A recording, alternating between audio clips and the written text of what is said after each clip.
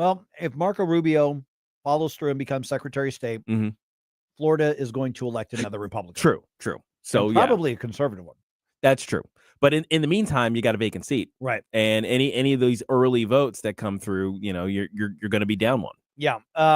Lee Zeldin as the head of the EPA. I guess. Let me tell you why I like this pick. Okay. Because he was asked about what he wants to accomplish, and his entire answer was about getting government out of the way of business and industry. So he's clearly going in. Okay. Saying, you convinced me. I'm going to thumbs up. I'm going to rein in this EPA and do battle with, I'm going to lead it in order to do battle with it. Nice. I like that. I think every single secretary to these organizations should also have a mandate to reduce the size and scope of whatever agency it is. It's like we're going to reduce our workforce by 10-15%. Yep. At least. Okay, now how about this one? This is one that surprised everybody. Secretary of Defense. So we are talking in the cabinet, leading the Defense Department. Over the Pentagon. Fox News Weekend co-host Pete Hegseth. Who is this? Yeah, I mean, he's a popular conservative media personality. Oh, wait a minute. I think I saw a clip of him saying that he doesn't think women should be in direct combat roles. Yeah, is that guy? Probably. I mean, could be because he did serve overseas. Right. He was in the Garden Reserves for like 20 years. He's had a couple of deployments. He's got some decorations. He's also an author, by the way. Yeah, he's written a number of books. He's does some work with some veterans organizations. Listen, I think the guy's as solid conservative as you get. I get it. Patriotic, go America, his tattoos are all that. He doesn't have anywhere near a resume that would suggest that he is ready for this, to run the Department of Defense. I don't understand this pick other than it's sort of a populist, here you go, red, white, and blue flag waving people. I saw a great meme yesterday. It had Lloyd Austin on the left in his outfit with the COVID stuff all on. And then you had Pete on the right, who looked very dapper, etc. Oh, sure. He's a good looking buff guy. Yeah. And the comment was, you choose between the two of these. Yeah. I this is one where I like the guy. I think he's a good spokesperson for our side of things. But he's never even been a high level commander in the military. Does he have the bona fides? Yes. He doesn't have anywhere near the experience of this. So even a couple Republicans, of course, all the Democrats are saying he has no experience on this. Republicans are like, he's a great American. Well, it takes more than being a great American to literally run the Defense Department when we have hot spots all over the world and you have no diplomatic experience. He's a good reporter. He's a good anchor. He's a good conservative commentator. But this is one that's got me just perplexed.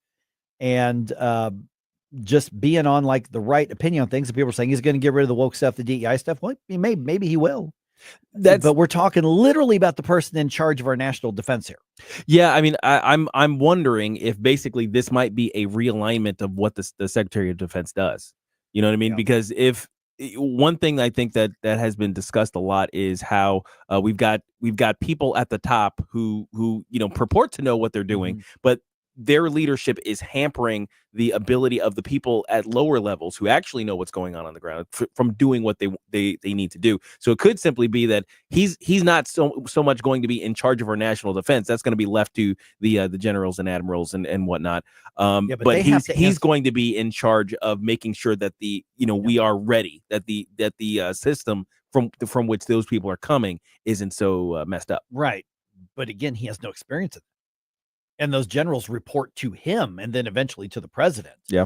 So it's not that I don't think he's got the right outlook and the right principles and I think he's probably right on all of that stuff. But when we're talking about something, there's got to be a solid conservative out there or a solid MAGA person who's got that kind of experience. I am stunned and I just don't understand this pick other than he's obviously loyal to Donald Trump. I don't get it otherwise. I mean, this one really concerns me. I truly hope that I am absolutely proven wrong and that he excels and turns out to be a great Secretary of Defense. Being right on the issues isn't enough. It's just not. All right, 314-912-1019. There was one more, by the way, and Babylon B pointed this out, and I just want to make sure that people know that the new press secretary new press secretary appointment is an angry honey badger. Ah, yes. I'm for that. Wait, I like what? that. I like that. Just an angry honey badger. Just an angry honey They badger. just grab one. Yeah. It's like That's right. you grab by the scruff of the neck and stuff, And he's That's right. standing on the dais. and then they just throw him into the press room. Exactly. And close the door. I'm good with that. Okay. You know another name I heard, not confirmed, and I would hope he doesn't take it. I've heard Peter Ducey. I would rather have him in the press corps, Yes. applying the same level of pressure to Republicans as he does to Democrats. And maybe take the suggestion we had on Monday, Larry Elder. Oh, there you go. Oh, that would be awesome. Game over. Do that. All right, 314-912-1019. Actually, a couple names we didn't get a chance to get to. We'll get to that here in just a moment.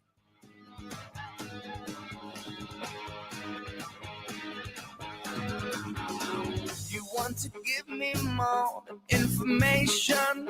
You want to take the place of what I trust? Get up, St. Louis. It's Mike Ferguson in the morning. Answers. Tim Jones and Chris Arps in the afternoon. We'll speak with legal expert Zach Smith of the Heritage Foundation on the Supreme Court releasing their case order list and justice retirement rumors. Tim Jones and Chris Arps. Weekdays at 4 on News Talk STL. Tim Jones here for my favorite St. Louis Sports Bar and Grill experience, the go-to spot of Johnny's Hideout. Johnny's Hideout featuring over 40 big screen TVs to watch all the great games this college and NFL season. Awesome food specials every single day that I absolutely love. Bike nights, classic cars on Wednesdays, live music every weekend, and a fantastic time to visit the gorgeous Sunset Patio. Located just 10 minutes from 270 in Gravois, open 7 days a week, 11 a.m. onwards. All the information you need to know at jhideout.com. That's jhideout.com. Johnny's Hideout in High Ridge. Hey, want to amaze your friends when they visit? They will be impressed when they see your custom-made drapes, blinds, or shutters. Michael Proctor will personally help you pick out the correct colors to truly showcase your home. Then he will actually design and personally install everything. No overhead markup. That's going to save you a lot of money on drapes, blinds, or shutters. Call for an appointment at your home. Spell Proctor like doctor. When it comes to spending your tax dollars and teaching your kids, governments and school districts should be an open book. But in Missouri, that's not always the case. Recently, the Show Me Institute sent out a sunshine law request to school districts across the state, asking for information on whether certain topics are being taught. Specifically, a controversial one called critical race theory was included in the list. Many districts didn't respond. Some wanted to charge large fees to process the documents. Lee's Summit outside Kansas City wanted over $35,000. A rural district, Morgan County, wanted $15,000. The Sunshine Law does allow charging a reasonable fee for sending out information, but there's nothing reasonable about $35,000 or $15,000. These districts should want to be transparent about their curriculums. Taxpayers deserve to know what their kids are being taught. Learn more at showmeinstitute.org. The Show Me Minute has been brought to you by Show Me Institute and Show Me Opportunity. This is so stupid. St. Louis's Okay, I'm hanging up on you now. place to talk. News Talk STL. Love the music you hear on the morning show? Check out Mike's morning music playlist at newstalkstl.com. In my shoes, my toes are busted. My kitchen says my bread is folded. I gotta All right. Lunch Lady says on Rumble, she goes, by the way, we're back up and running. There's finally. something happening. Yay. But we had to start a new stream.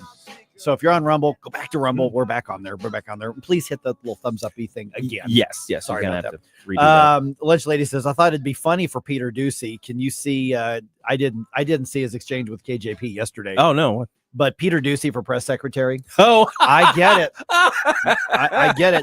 that would be funny. He puts such pressure on the press secretary and the presidents that he covers. I mean, and I would think he would do that against Republicans as well. You know, I would hope so. I would hope he wouldn't change anything just because it's a Republican. So I kind of wouldn't want to lose him. We don't have enough critical, objective-ish. He's definitely conservative. He definitely comes from a conservative perspective. But in a sea full of left-wing reporters, I would like to at least have him in there. Yeah. You don't want to move him from where he's at. A response by Hetty Jams on Twitter. Now this is to my personal, Right. not my my post from my account suggesting Larry Elder for press secretary. Now, this is kind of an aside that he has here. He says, honestly, everyone, quote unquote, is doing an end zone dance about every pick. I have no freaking idea, and the condescension is not well taken. Remember when Pompeo and Haley were great picks? Remember Bolton, Tillis, Kelly, all totally great according to the talking heads. Yeah. So, he's suggesting basically the wait and see for all of them. Yeah, which I mean, maybe actually the probably better part of valor. Well, all the ones you mentioned are technically rhinos, as far as a lot of folks are concerned. But here's the thing: is now they are. Well, they now are. They are. See, but Yeah, the thing is exactly. they are now, right? Yeah. At the time, I mean, and one of the things that for instance, if somebody is just really like euphoric over the election because you're that much of a supporter of MAGA and Donald Trump, whoever he puts out there right now, you're probably going to say, great pick. Why? Because Donald Trump picked him. So they must be great. And I think some of his picks, I think, are great. The most ambassadorships around the world is just something you hand out to a big campaign donor or somebody you made a deal with on legislation in order to get rid of them. The ambassador to Israel is different. It is a crucial position. And I think Mike Huckabee is an excellent choice for that. Yes, definitely. I think that one is kind of indisputably that one is. good. Because Huckabee has a history, a long history, that you can point to, and of course the experience and the love for Israel, right, necessary to do that job. A couple of picks we missed though was the establishment of Doge. Yes, okay, Elon. that's what I've got here too. So now here's the thing: they're calling it the Department of Government Efficiency. Yes, it's not actually a government department. Okay, they're not creating another department. Or right. Trump's not creating. That's actually very smart. Right. Okay, because if you were to create another government department, okay, you've got to go through and get funded. You've got to get it approved by Congress. Yeah. This is basically an advisory commission. It's a committee that is going to work with one of the office and management, I think, offices. So they're going to have a direct line, basically, essentially kind of a audit. Right. And it allows Elon to stay in the private sector. Yes. Yeah. Yes. Correct. That is correct. It's sort of a pseudo independent group. That's what it's sounding like. I think it's very independent because they're not going to have any power. Right. What they are going to do is come up with a massive plan and a list of things that can be cut or best practices that can be in. I don't think Ramaswamy and I don't think Musk are going to be paid for this. Okay. Which allows Ramaswamy to stay in the private sector, like you said, still allows Musk to stay in the private sector. Right. And honestly, where else are you going to get better ideas from an efficiency standpoint than from the private sector? Yes, seriously. When I saw that he's not actually creating a government job, that's so for these smart. two, I'm like, that's so good. really smart. It is. You know, and so these two are going to team up. I'm a little surprised that he's got both of them doing it. I figured he would have Ramaswamy do something different, as opposed to these two big names, co-running something. But I guess divide and conquer with them. They can each take part of it and start cutting stuff. But what they'll do is they'll come up with a package and say, we don't need these thousands of employees. You don't need this department. You don't need this. And then at that point, Republicans have the choice to either have the backbone to cut it right or not. Right. As we had joked about on Monday, Gabe, Elon walks in with a sink. Yeah, exactly. Yes. Like he did with Twitter. Oh, I would love it. I would love it if he did all kinds of crazy stuff like that. And I want to see the Zoom calls.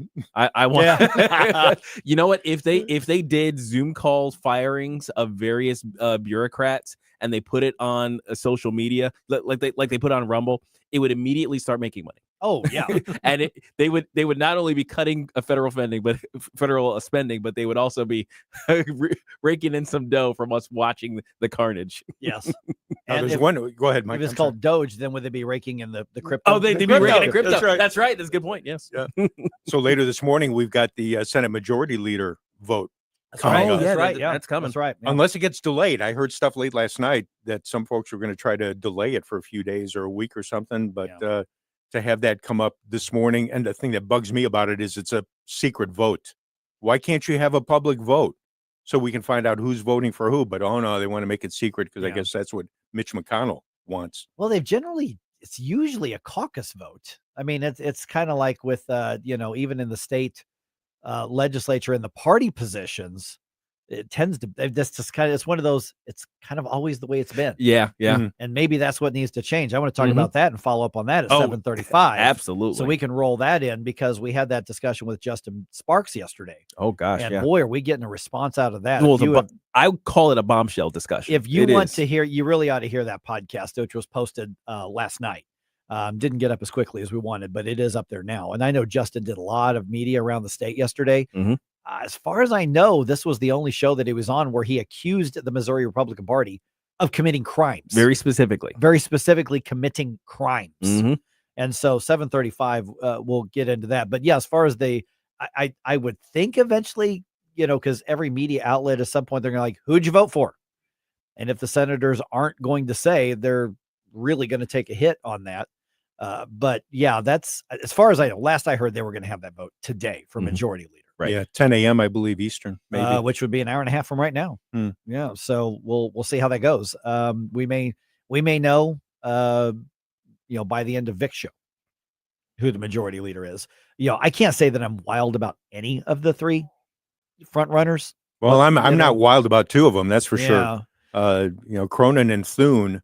No, I'm sorry. Neither of them. And Scott, I could tolerate.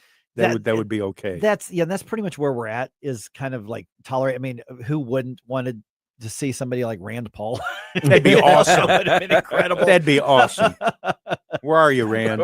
Yes. Ted Cruz. I mean, that's let it begin. Let it begin. Dude, let's go all in on this. Dude. All right, I want to follow up on this Justin Sparks conversation, because I think this plays. We need to. I think this rolls real well off of what you just said, Stel, regarding the secret votes, the private votes that they're doing in the party, because on the statewide level, that was part of what Justin is running for speaker to kind of put the spotlight on, and we got such a response out of this. I mean, this morning when we started with the original Rumble feed, which by the way, we're back up, but go back to Rumble, start over. We're there. There's another feed now. Early on, we had several people saying, thanks for that interview. That was really big stuff.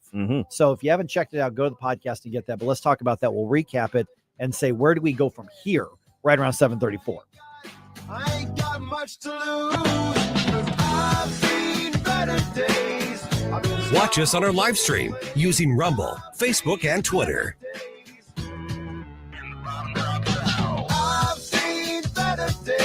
Get up, St. Louis. It's Mike Ferguson in the morning. From the Michael's Flooring Outlet Weather Center. A dry commute this morning, but a chilly one. Temperatures in the low to mid 40s under cloudy skies. The rain expected to move in later this afternoon and this evening. Most of us pick up a quarter inch or less, a little more well east of St. Louis. But that rain will end overnight tonight, and Thursday looks dry. I'm KMOV First Alert meteorologist Kent Earhart. I can tell you how to get a free quick quiz to see how artificial intelligence can boost your company's potential. You go to priglobal.ai, priglobal.ai. St. Louis Business Magazine listing PRI as one of the leading IT companies, and PRI has its own AI lab to develop what your business needs. priglobal.ai. priglobal.ai. Larry Connor's commentary, brought to you by Vincent's Jewelers, offering a wide selection of jewelry, including lab-grown diamonds, affordable earrings, bracelets, necklaces, and rings, up to 75% off their natural counterparts. Visit vincentsjewelers.com. This is Larry Connor's commentary on News Talk STL. Mid-August 23, John McLaughlin predicted Trump would win in a landslide. We've come a long way since then, a lot of changes, but he predicted correctly. Meanwhile, many of the same posters got it wrong in 2016 and 2020, got it wrong again in 2024. PBS NPR had Harris up 4 points. The Washington Post reported on Halloween, Harris enjoyed a big early vote lead. November 2nd, Fortune reported in its headline, October surprise, Trump just blew a huge lead. And then you turn to the Des Moines Register poll. Pollster Ann Seltzer considered the gold standard for predicting presidential elections. Laid a big egg. She did not predict Trump winning, not even coming close. Well, what happened? A lot of excuses, finger pointing. And then you turn to the Federalist W.D. Kennel, and he wrote, you could fertilize your garden with all the excuses the propaganda press have offered for being wrong once again. So your garden's certainly going to grow. There's a lot of fertilizer. Get more Larry Connors on Larry Connors USA. Tonight at 6 on News Talk STL. Craving something twisted, something deliciously different? Philly Pretzel Factory in Baldwin is your ticket to pretzel heaven. We're not just talking regular pretzels. We're talking out-of-this-world pretzel creations and mind-blowing pretzel pizza. Don't get yourself in a knot searching for the perfect snack. We've got party trays, specialty items, assorted pretzel tins, plus our legendary dips. Philly Pretzel Factory in Baldwin. Online at phillypretzelfactory.com. Getting new flooring can be exciting, or it can be a hassle. To make sure you have a great experience, use Michael's Flooring, like I did. Hi, it's Susie Moore, and Michael's Flooring has become my go-to for quality, variety, and an all-around great experience. They've been locally owned and operated for more than 30 years. Carpet, hardwood, laminate, ceramic tile, natural stone, luxury vinyl, it doesn't matter. Michael's Flooring is ready to help. 3 locations to pick from: St. Peter's, Darting Prairie, and Creve Coeur, or online at igotfloor.com. That's igotfloor.com. With the average funeral bill over $9,000, are your loved ones prepared? Speak with Benjamin Schaefer at Senior Memorial. Contact Benjamin at memorialplans.com. Memorialplans.com. Senior Memorial, everlasting protection. Hi, it's Ken Williams, and my favorite Capriati sandwich is the Capastrami. You've got hot pastrami, melty Swiss cheese, crunchy coleslaw, and zesty Russian dressing. What else do you need? I love Capriati's, and you will too. On Manchester at McKnight in Rock Hill. The news and talk. Former President Donald Trump will be our next president. That matters to St. Louis. We're going to help our country heal. This is 101.9 and 94.1 News Talk STL.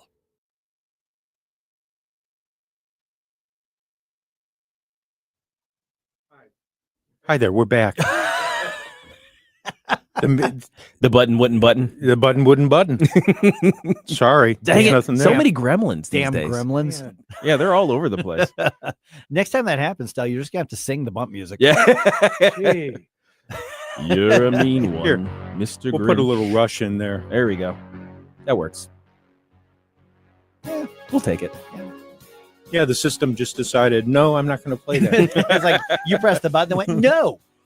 And it's new striper, too, on top of it. Oh, man, there it is. See, we missed out. See, you guys think that the robot uprising is going to be this big, gigantic thing like from Terminator 2. But no. It's just them quietly making our lives annoying. It's going to be messing up your order in the drive-thru. Yep, that's it. Yep.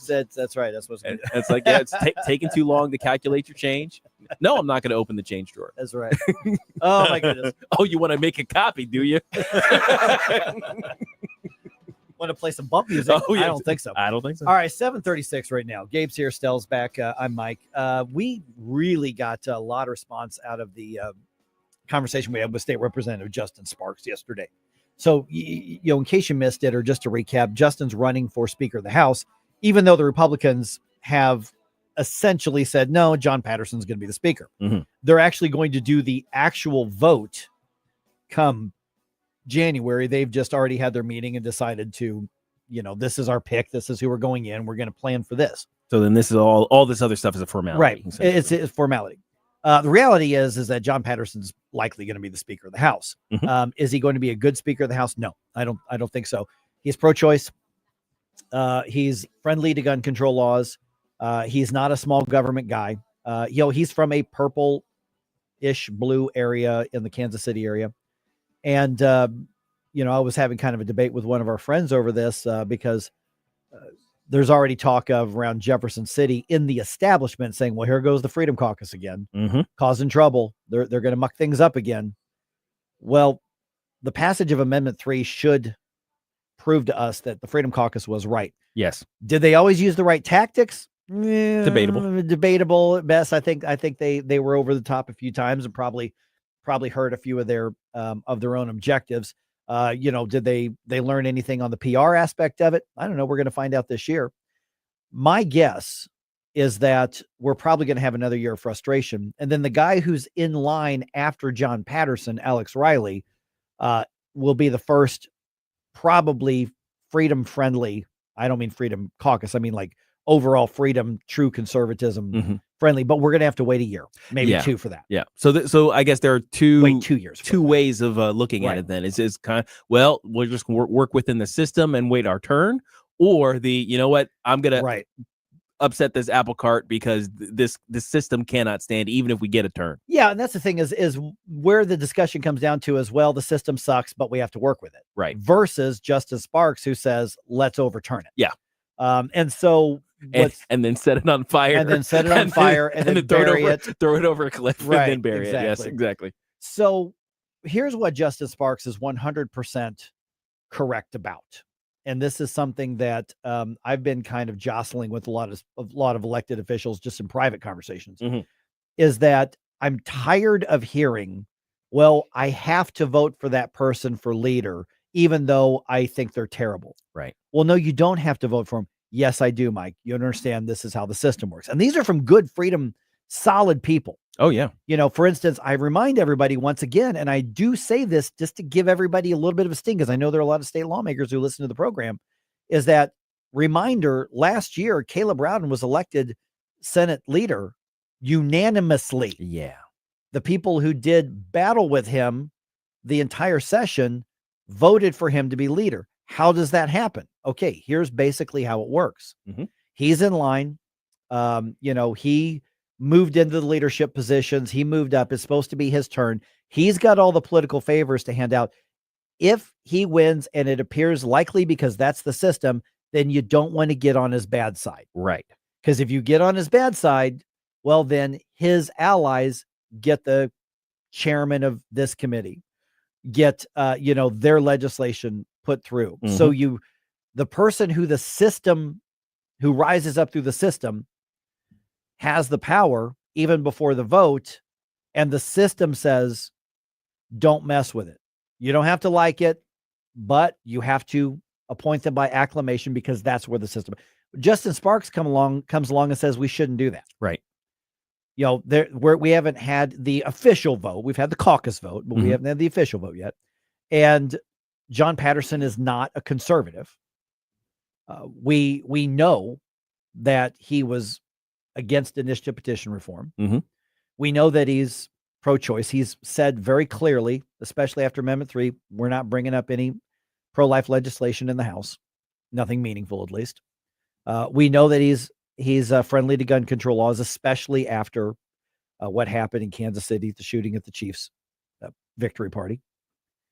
And so you've got somebody who is out of touch with the Republican Party. Like some of the most staunch positions that the Republicans and conservatives in the Republican Party have held for decades. But it's his turn. Right. And so Justin is saying that's not good enough anymore. It shouldn't be good enough. And I think Justin's right. Now, is Justin going to be able to change the system in 1 year? No. But what he's really putting on trial isn't John Patterson. It's on the system. And then he said, we go to this caucus meeting where we're talking about committee chairmanships. We're talking about these positions, and we're all handed these envelopes, and it has a price tag. And he told us, he said, mine was $20,000. If I want this position as a chairman, which means political power, which means political influence, then I must give $20,000 to the Missouri House Republican Campaign Committee. Right. And to understand, the position that these people are put in when they go to these as freshmen, like they don't know how it works. They don't know what all is going on. They get there, and this is their introduction to this world. And before them is a choice. Do you want to be effective? Right. Or do you want to be, righteous? Yeah. You know what I mean? That seems to be what's at stake. It's like, do you want to say, no, I will not give you this $20,000, even though, I mean, that's good. Which should be the moral thing to do. This should be the moral thing. Now, conceivably, each of the candidates should contribute to the fund. Yes. Yeah. Right. Because we're talking, this contribution isn't to an individual. No. It's to the party fund to help people get elected and reelected. Right. So that should be something. It should be part of their, their duty they feel as a party member. But it shouldn't necessarily, and actually not necessarily, it shouldn't at all be tied to a political position within the government. But once it becomes that, now we're talking about a federal crime.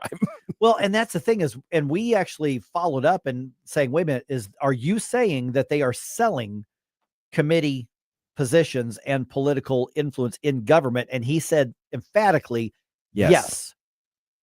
So go to our podcast. If you haven't subscribed already, please do that. You can even subscribe to Mike Ferguson in the Morning. Find that conversation with Justin Sparks. And there's now a petition. Actually, somebody I think it was Lunch Lady. Yeah, who just posted the link to a petition to sign to send to your state representative saying vote for Justin Sparks if you want to do that. Now, understand, this is upsetting the apple cart in a huge way. Oh, yeah. And what we're supposed to do here is go, well, you know what? It's not good, but hey, Republicans, we got a conservative movement. Let's just leave well enough alone. Yeah, we just got our mandate. Come on, guys, let's come together. Don't cut them off at the knees.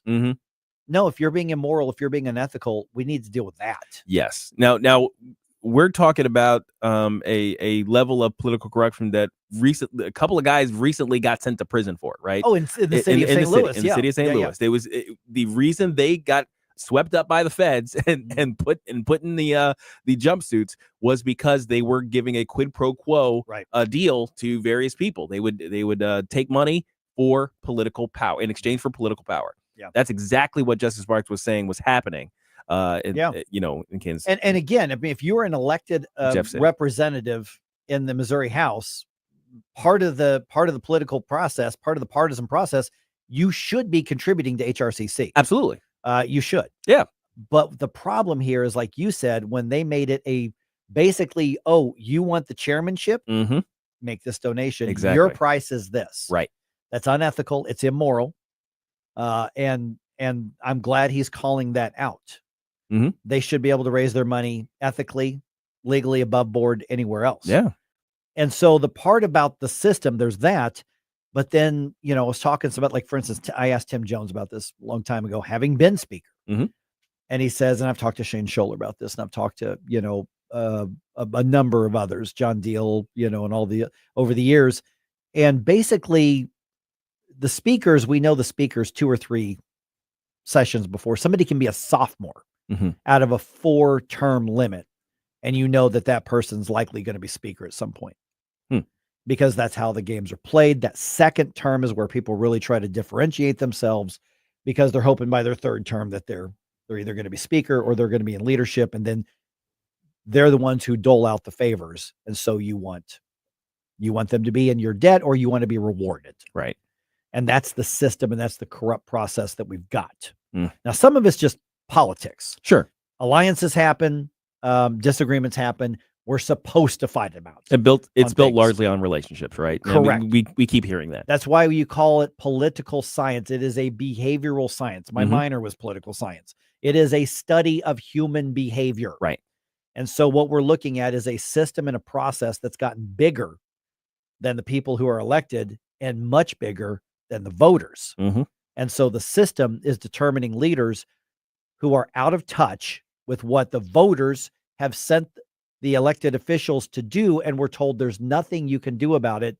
We know that the voters of Missouri, Republican voters of Missouri, have become far more conservative in the past 10 years, 12 years.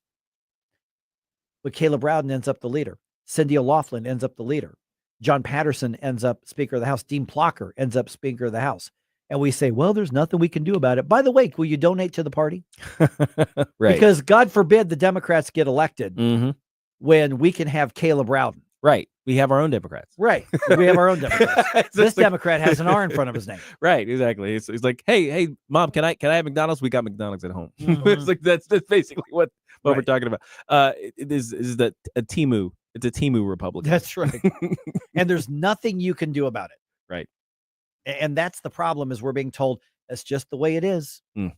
And people are like, I hate doing it, but I have to. Right. And I even understand where they're coming from. They're like, this person's going to win. I am not going to be able to move any of my legislation at all if I don't get on board. And I think that's why we've been harping so much over the last year or so on the fact that there's a uniparty out there, national and statewide. Mhm. We've got uniparty issues where all this stuff is going on behind the scenes. We don't really have access to the info.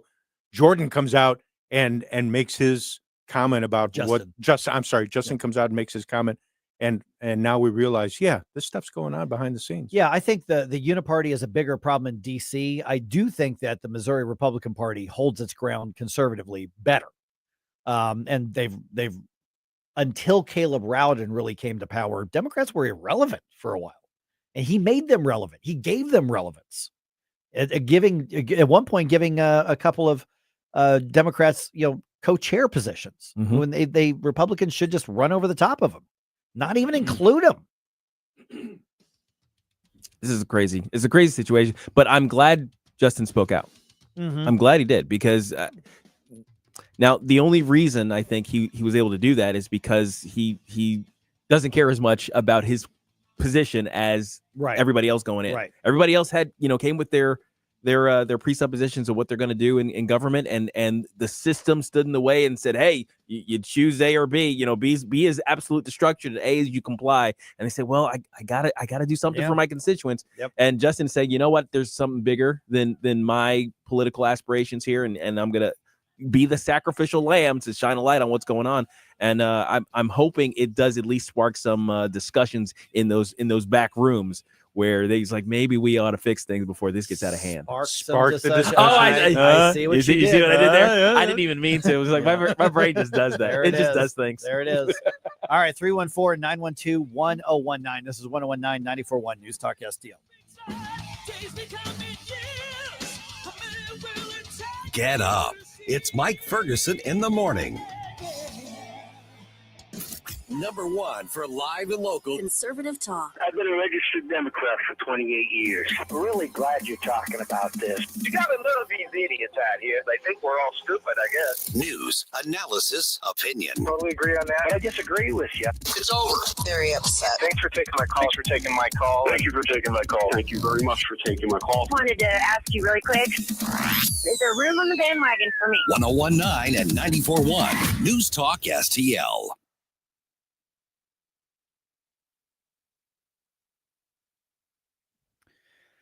All right. I know it's going into winter. Not a lot of people are looking at moving right now or getting those real estate investments, but this may be the right time to start planning. Listen, we know the economy to some degree probably going to get better in the early part of the year. Now, I'm just a guy who talks on the radio about it, but when it comes time for making major decisions, buying a home, selling a home, investing in a rental property, investing in an Airbnb, you need people on your side who are going to fight for you every step of the way. And I'm talking about Rodney and Jen.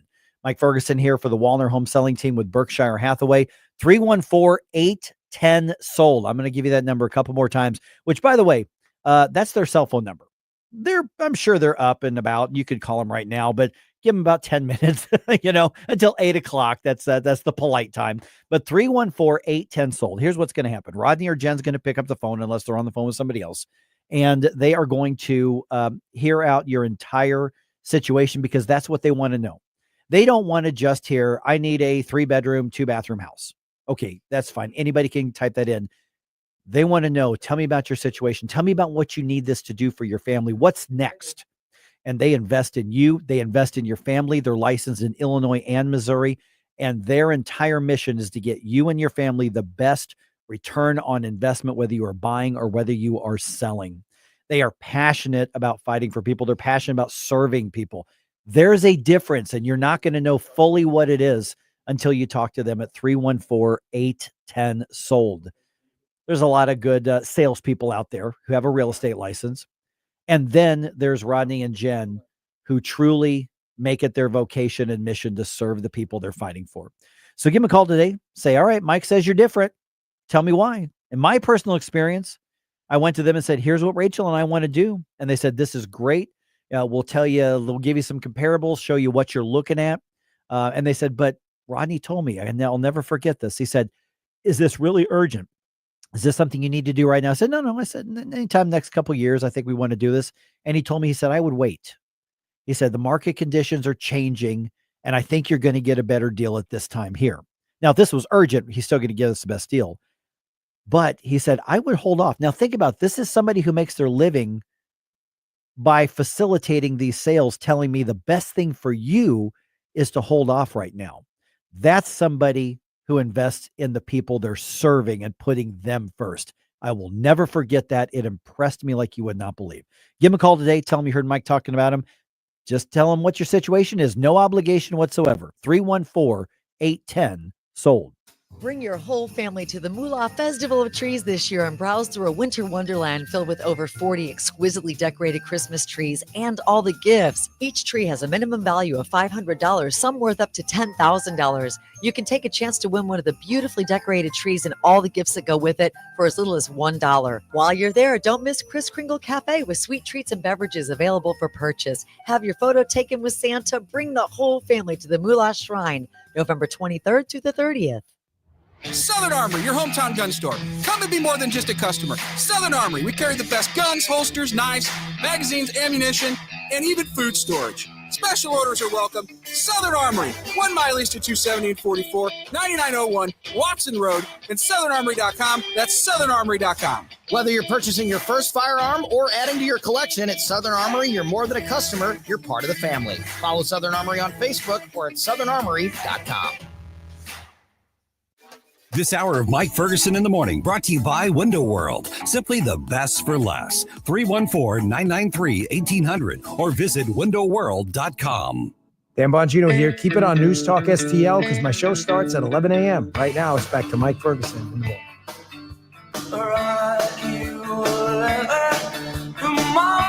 Interesting comment here on Rumble because people are migrating back here after we had the gremlins get in there. Blue Train Bebop. Haven't heard from Blue Train Bebop in a while. Yeah. Welcome back, man. He says, I voted MAGA for both federal and state when I voted, and then he means it because it's all capitals here. I did not vote for a blue county rhino to lead in Jefferson City. There you go. That's right. Well, guess what? That's what you're going to get because that's what the system says. Right.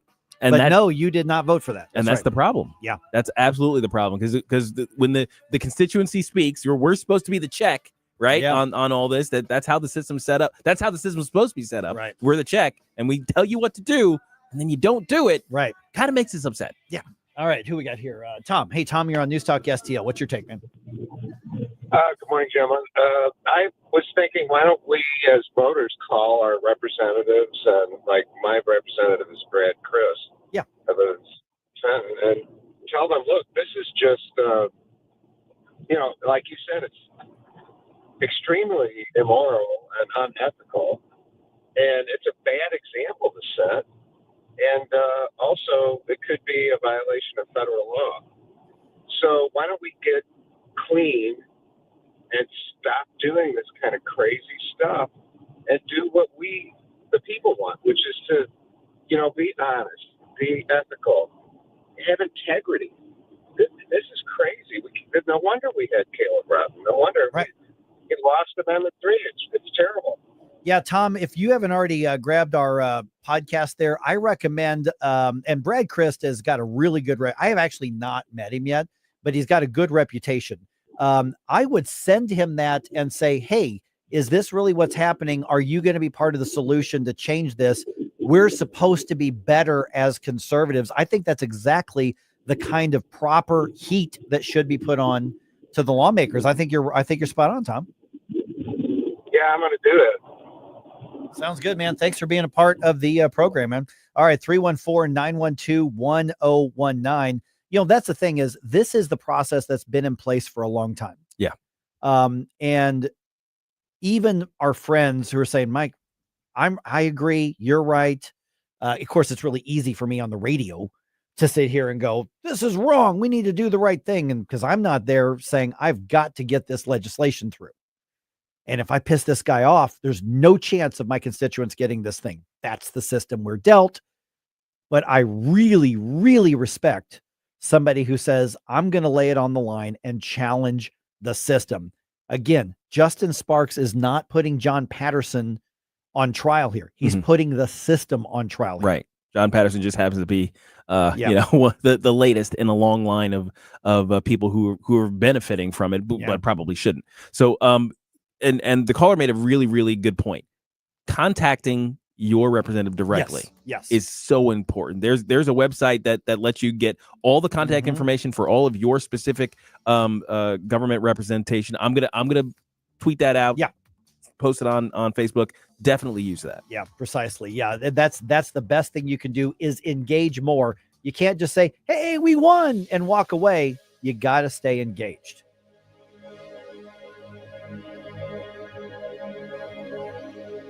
Here's my problem. Completely agree with your sentiments. He talks about we're divided. Well, yeah, we are, and we need to wake up as a country and realize what's going on. 101.9 and 94.1. Number one for conservative talk. News Talk STL.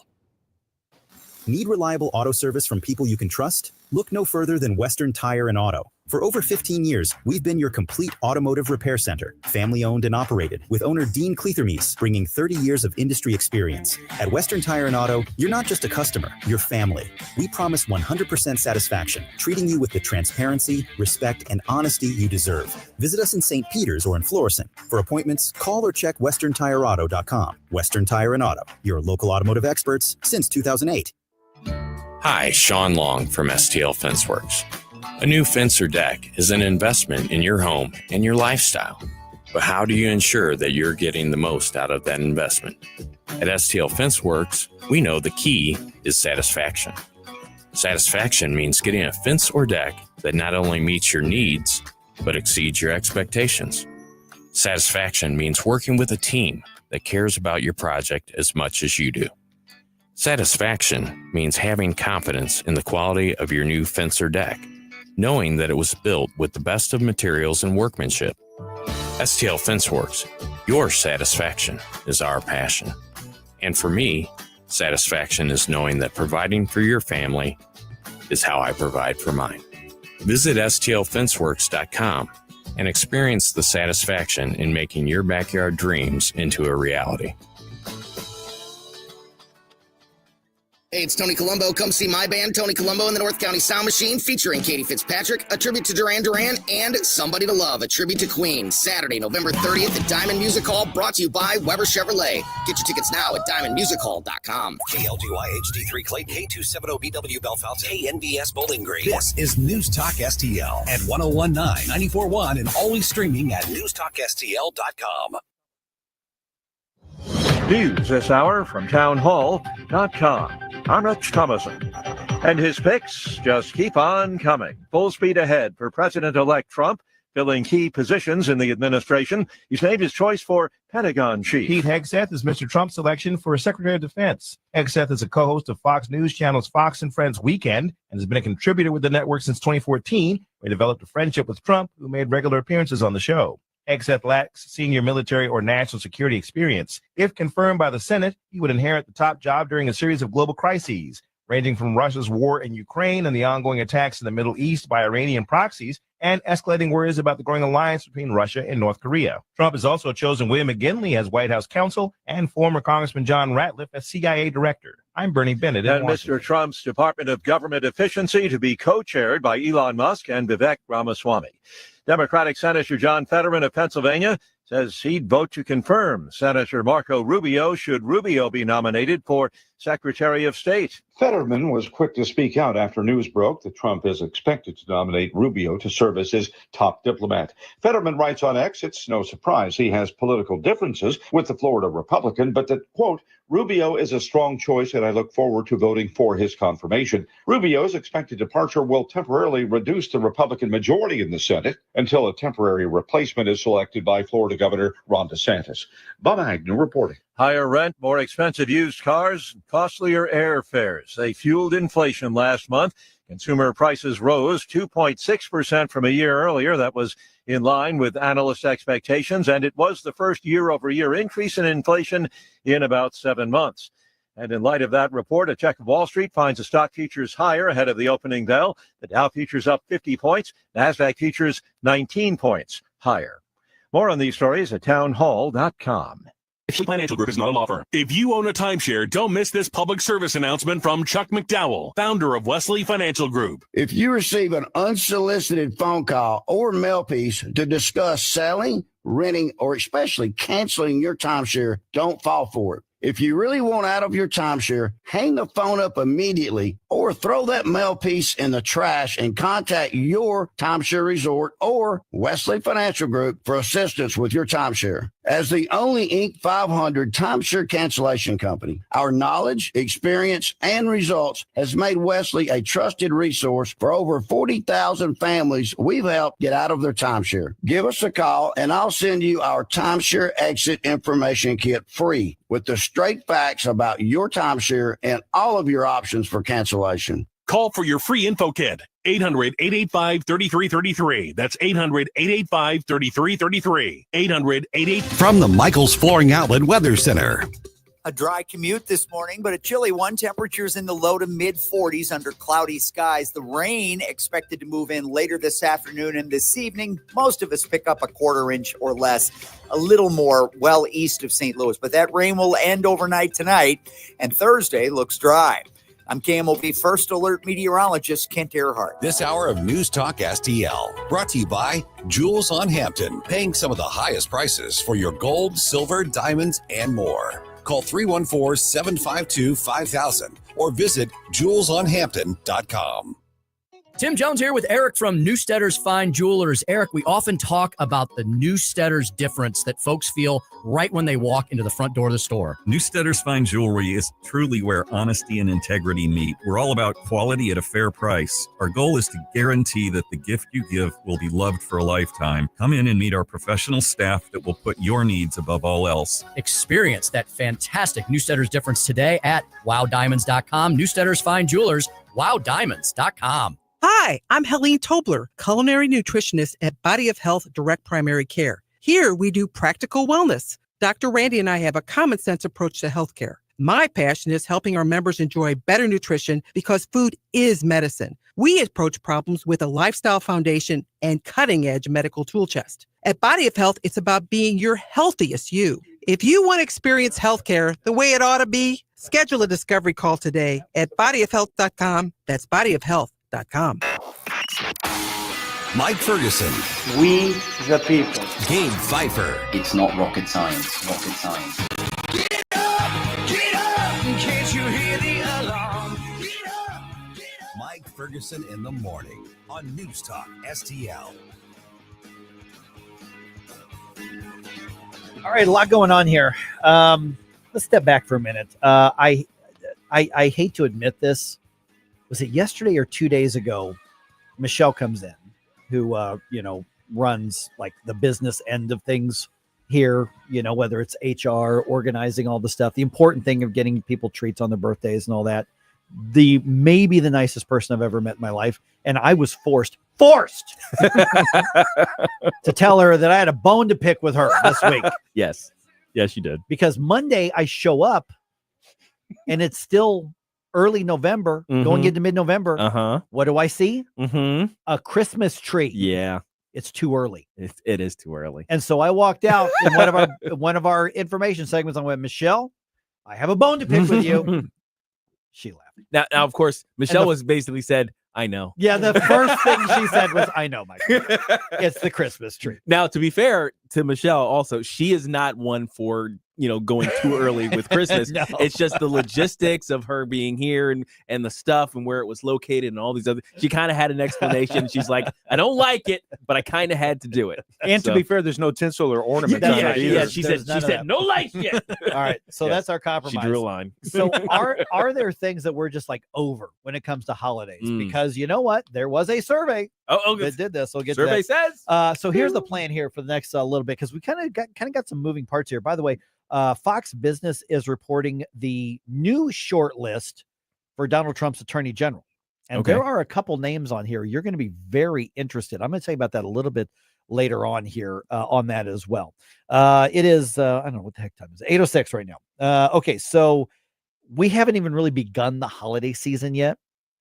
And just because I need to tell this because so many people are Americans listening here. Well, maybe you haven't yet. Okay. Thanksgiving is still in the holidays. We're not leaping straight to Christmas. Here's an interesting opinion. It's not a Christmas tree if it's not decorated. It's just a tree. It's just a tree. It's just an evergreen tree. It's just an evergreen tree in our hallway. Now it's fake. Yeah, we brought it inside. Does that make it? Does the act of bringing the tree inside make it a Christmas tree, or the act of being decorated make it a Christmas tree? I appreciate you all trying to make me feel better. This will make you feel even better. Kathy brought all the decorations up last night for us to start putting them up in the house. Oh boy! So Kathy and Rachel went to the same school of holiday stuff. I believe so. I think Rachel would have it up already if it weren't for the fact that she's married to. You know, yeah. I believe they both graduated with honors. I'm sure they did. I think the minute one leaf turned slightly yellow, there would have been Christmas at the Ferguson house. Oh my goodness! If she could get away with it, Yeah, she would. Okay, so get this. And I found this at SWNS, Southwest News Service here. So a new survey finds that the average person is stepping back on the number of holiday social events they plan to go to.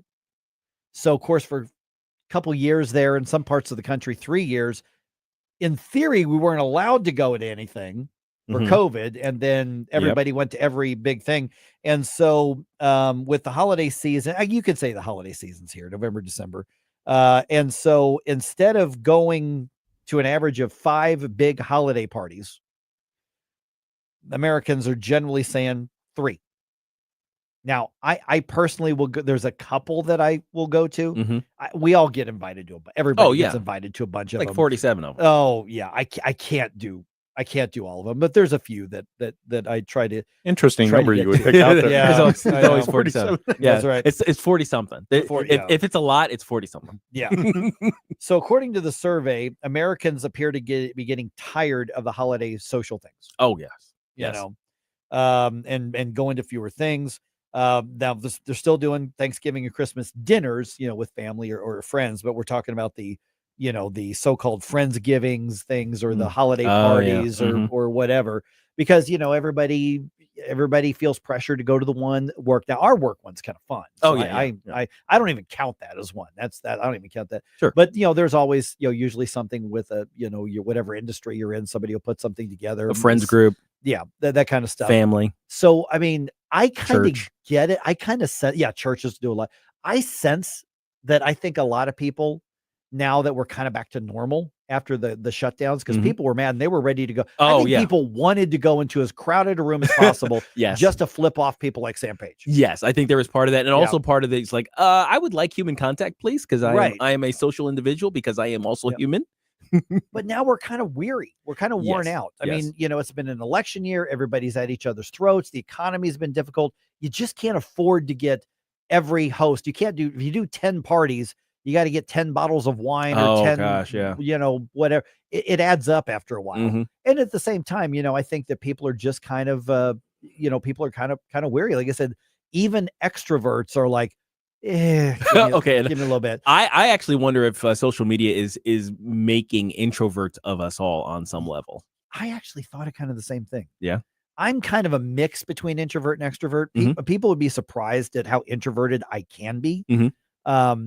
You are an introvert. Oh, absolutely. Yeah. Now, of course, the definition of this, I think, is important too, and at least the way I regard it. I think the difference between an introvert and an extrovert is it's an energy flow thing. Yeah. Extroverts are energized by being in the presence of lots of people. Yes. Like a person gives them energy. Yeah. So after they go to a party, they come home, they're still a chatterbox. They're still wanting to they want to clean things. That was my daughter. My daughter is an extrovert. She actually gets ginned up into crazy levels. An introvert is somebody who is drained of energy by these interactions, even if they enjoy them, even if it's just like, hey, I love all these people are great, but my goodness, I am tired now. My tank is empty. Everybody go home. I'm grumpy now. As soon as your spouse says, hey, it's time to go home. All right, great. Jackets on. Yeah. I'm getting to be more of that person, but I'm glad you put that clarification in there. I do enjoy the parties I go to, the social thing. I do enjoy them. Yeah. But I'm ready to leave after a while. Yes, absolutely. And of course, once you kind of get that pattern in your head, you understand your own pattern, you get preemptively tired because it's just like, oh, I know how this is gonna go. I'm gonna go. It's like, yes, there's a hassle getting all together, and you got to get there, and you got to bring the thing, and now I got to interact with all the people, and I got to be entertaining, and I got to do the thing, and I got to schmooze a little bit. It's like I know I will enjoy those things. But then there's going to be the crash afterwards. There's going to be the, okay, everybody leave me alone. I got to go to a dark place, kind of thing. And there's like, why don't I just skip that and go to my dark place right now? Cut out the middleman. Cut out the middleman. Elon and Vivek said that's more efficient. It's more efficient. I'm just cutting out the unnecessary. Exactly. And I didn't even have to spend any gas to do it. Do you have those moments when you're in a celebration like that where inside of you, you're thinking, can I go now? Yes. Yeah. Yes, absolutely. It's a very distinct point. Like if you know any introverts, you can tell there's a part where they're enjoying themselves, and then instantly they were like, okay, I'm done. I'm done with this. I'm ready to go. It's like, I can't take any more of it. Yeah. And we don't really know when we're being drained that completely to empty.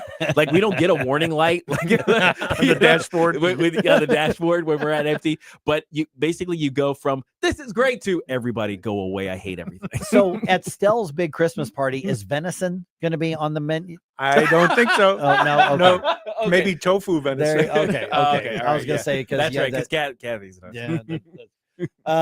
But yeah, I mean, and again, I'll go to 2 or 3, probably like this.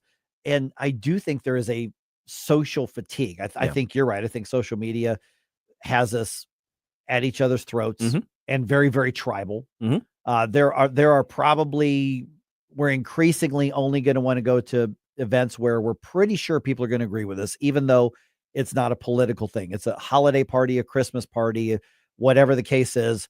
But you're probably going to see people increasingly siphoning themselves away from each other into, well, here's where the conservatives are going to be. Here's where the leftists are going to be. There's probably going to be many MAGA holiday parties out there. Right. And there's nothing wrong with those things, but I think that our grouping ourselves and dividing ourselves is probably going to be more and more pronounced. And as a result, we just may not want to do these things as much. And this is a time and an era when we probably need more community. And we've replaced community with something artificial. Here's what I think is happening with social media. I think for extroverts, even for extroverts, negative interactions with people are draining.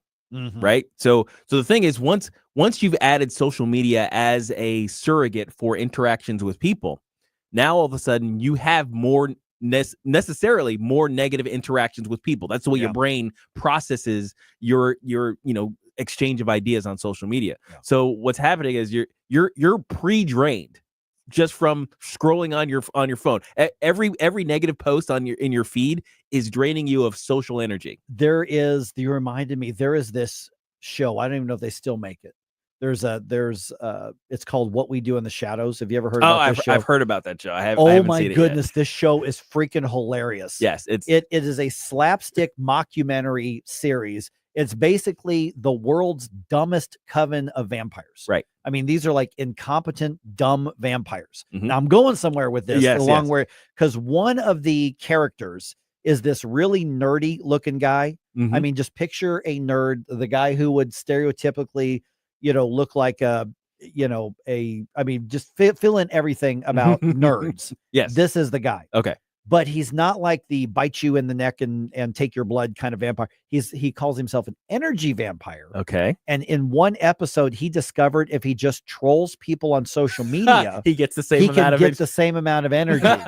There you go. And at one point, he's like, this is so. Why wasn't I doing this the whole time? He's like literally floating and flying through the house because he's got so much power and energy.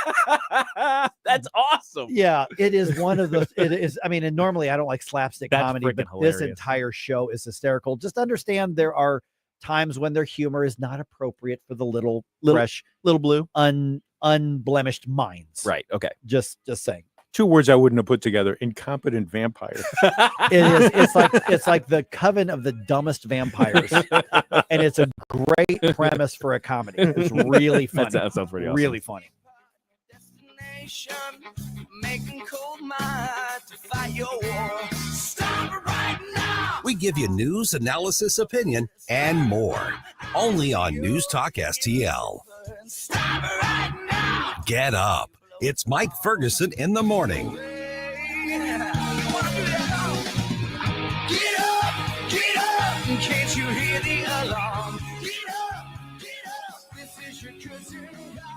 Jay Lucas here for the Village Bar in the heart of Des Peres. Since 1948, the Village Bar has been the go-to destination for delicious food, cold drinks, and unbeatable atmosphere. Savor their famous wings, burgers, and onion rings, or grab a drink from their fully stocked bar. Catch all the big games and enjoy the company of their friendly staff. Plus, don't miss the 1879 Distillery, a one-of-a-kind experience right next door. The Village Bar offers the best value in town. Find the Village Bar on Facebook and come experience where history meets great times. You'll be glad you did.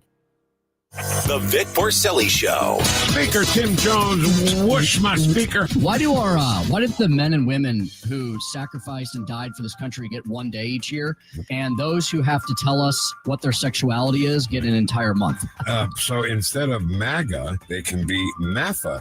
Make America fabulous again. Vic Porcelli, live and local weekday mornings at 9 on News Talk STL. Connor Roofing. You can count on Connor. Congratulations to the awesome team at Connor Roofing for earning the 2024 National Best of the Best Award for Customer Satisfaction. Connor Roofing has now won back-to-back honors because they do outstanding work in all types of roofing, storm damage restoration, siding, gutters, both residential and commercial. We chose Connor Roofing without telling the owners, Rob and Kathy Connor. Their customer reviews are some of the best in the country. Please read them. Visit ConnorRoofing.com and request an estimate. Connor Roofing, you can count on Connor. Hello, fans of the paranormal. I'm Frankie, host of the newest show on News Talk STL, On a Garage. And we'll be discussing everything paranormal, from ghosts, demons, hauntings, and aliens to Skinwalker, Bigfoot, fairies, and the Chupacabra. Every Saturday night between 9 p.m. and 10 p.m., me and Jeremy will discuss mysterious events in St. Louis and surrounding areas, including gateway families and unsolved true crimes. That's right. It's all right here exclusively on News Talk STL from 9 p.m. to 10 p.m. every Saturday night. News Talk STL. Always streaming on your smart speaker, our mobile app, or newstalkstl.com.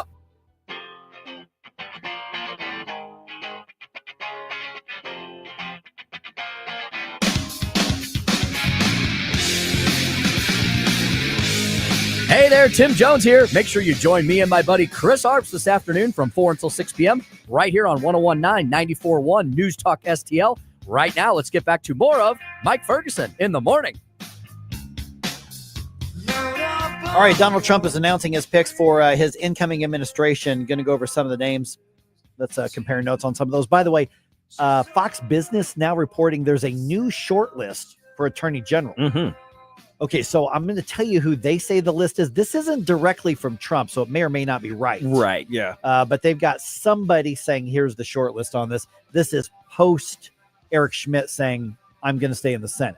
Now, by the way, kind of side note, do you think these are deliberate leaks? Yes. Okay. Yes. All right. I think so. I think that's part of the game, because what happens then is you gauge the reaction without committing and without taking a hit if you pick somebody else. Okay. So like if there's a leak, quote unquote leak that happens and your base goes, no, what never.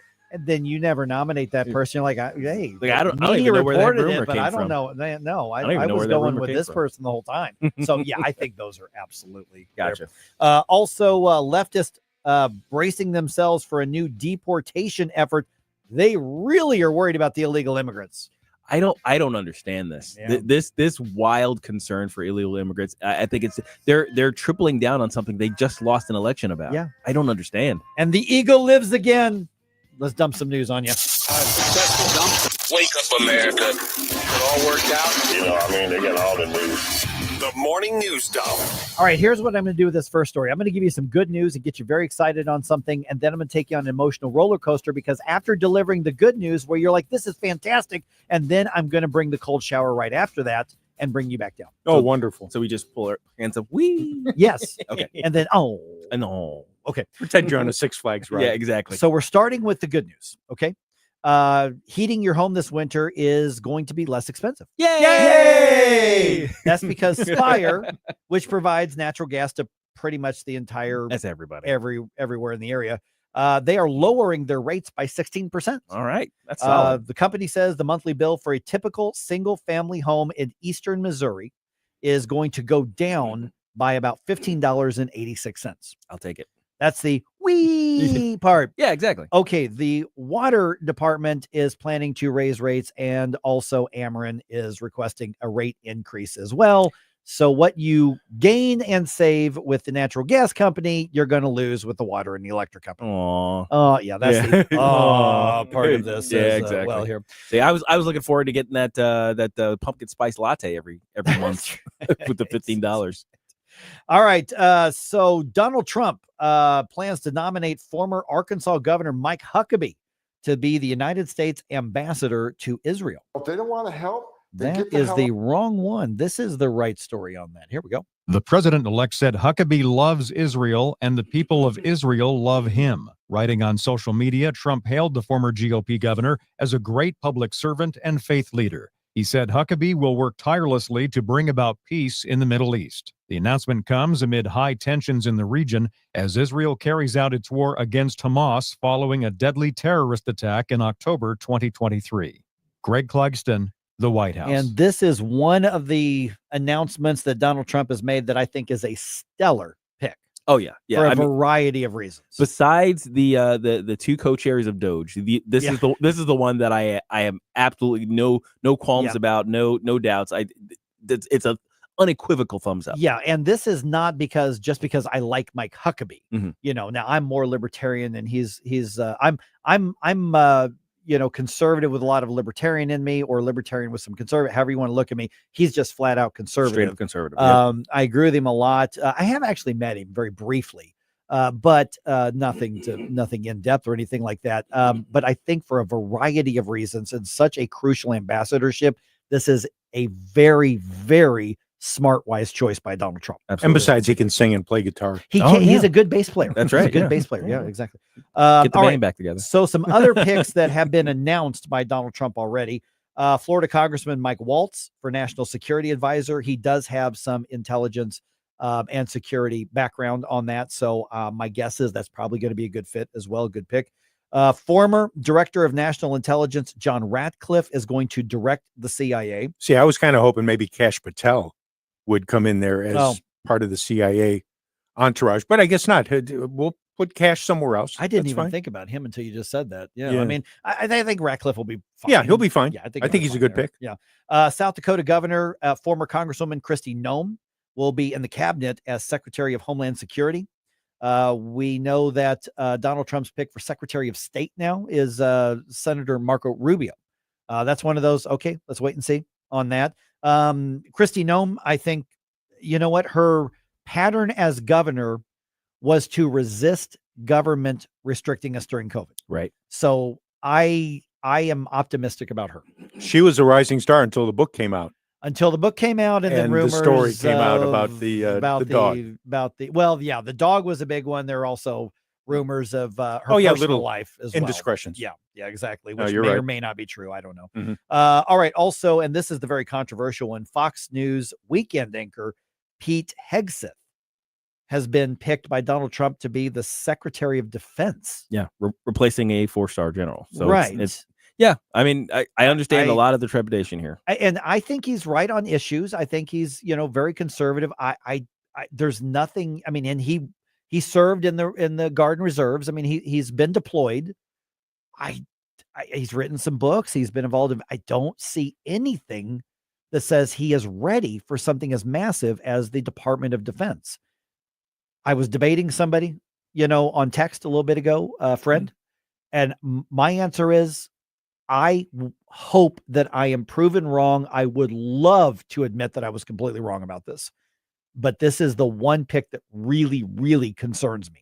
My suspicion is that he's being placed there for a very specific reason. And it's basically, and his focus is going to be very narrow, and all of the rest of the the hard work of national defense is going to be dispersed among lower level guys. Like by lower level, I mean basically all the generals of the various branches. Thing is, though, is that this is the role. I mean, the Secretary of Defense literally goes back to the founding fathers when it was called Secretary of War. This is truly one of the most important cabinet positions in the country, in the government. And, it's not that I think Pete Hegseth is wrong about stuff. I think he's right about stuff. But the example that came to my mind is if somebody gets hired at Wendy's and they're really good at making the fries crispy and perfect and perfectly salted, and they're really loyal to Wendy's, that doesn't make them ready to run a chain of franchises. I get it. I again, it's not that I have anything against Pete Hegseth. His books I haven't read one, but I watch his work on Fox. I think he's a good guy. I think he's right on the issues. I think he's going to tackle the woke stuff. But we're talking about tanks and guns and bombs and lives and all branches of the military and hot spots around the world right now. And somebody with zero diplomatic experience and zero international political experience and zero high-level command experience.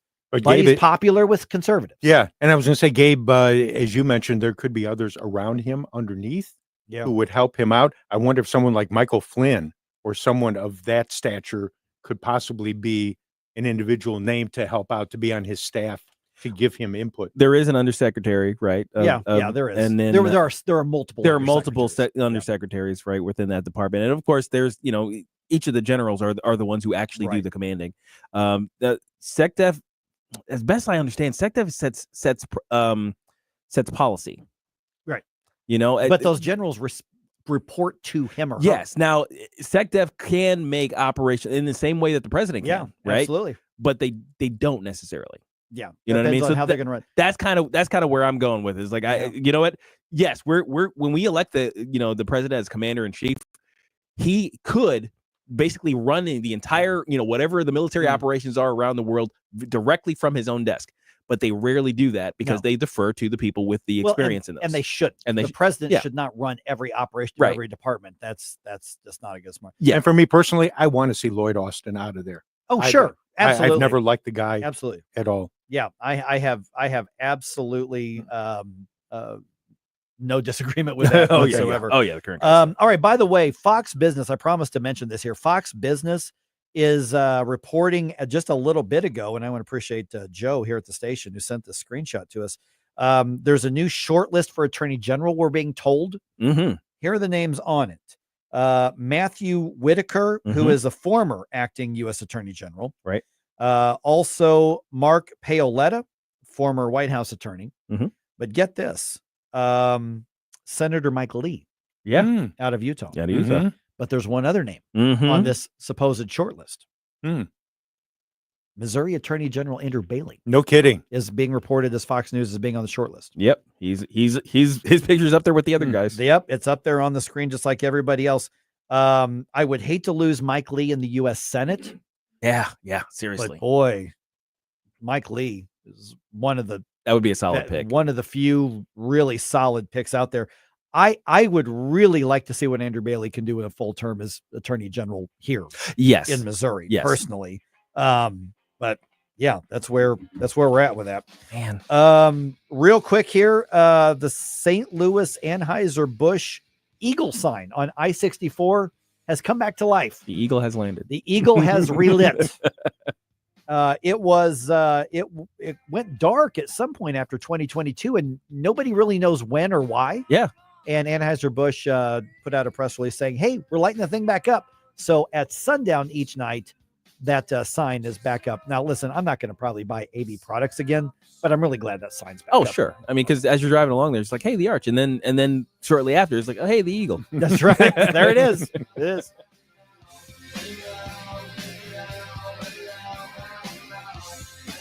This is News Talk STL at 1019, 94.1, 99.1 HD3 and newstalkstl.com. Mike Ferguson in the morning.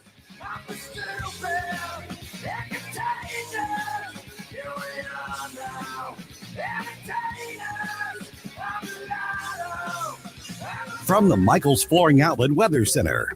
A dry commute this morning, but a chilly one. Temperatures in the low to mid 40s under cloudy skies. The rain expected to move in later this afternoon and this evening. Most of us pick up a quarter inch or less, a little more well east of St. Louis. But that rain will end overnight tonight, and Thursday looks dry.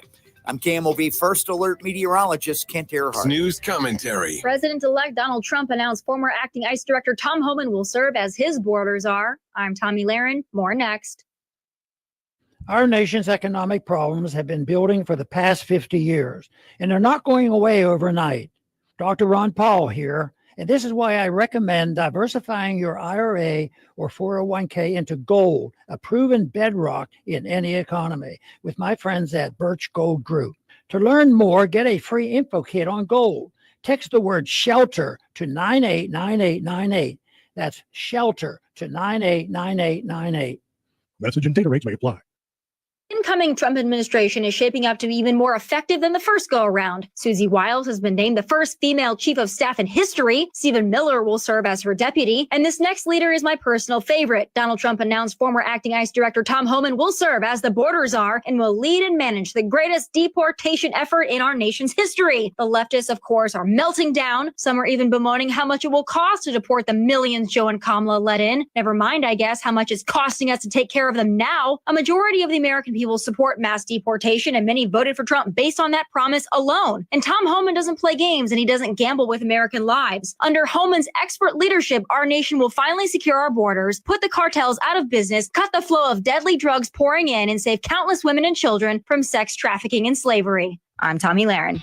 Hungry for the best steak you'll ever have? Head to the heart of Moscow Mills and discover Harry J's, a local landmark and family-owned steakhouse, serving up excellence since '98. From mouth-watering appetizers to decadent desserts, Harry J's has something for everyone. Enjoy our extensive bar selection while soaking in our friendly family atmosphere. Whether dine-in or carry-out, your meal is prepared to perfection. Make the drive to 300 Main Street and treat yourself to a taste of Moscow Mills' finest. Harry J's, more than a steakhouse. We're a tradition.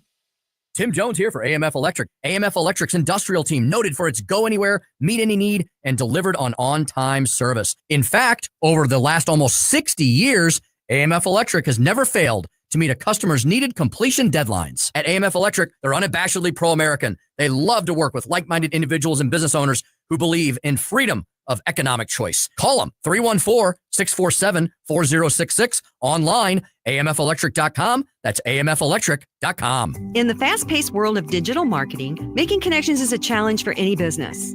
But what if we told you there is a place where connections aren't just made, they're grown? Meet 2060 Digital, your premier Google partner and top-tier digital agency. We don't just follow trends, we set them. At 2060 Digital, we're not just another agency, we're your strategic partner.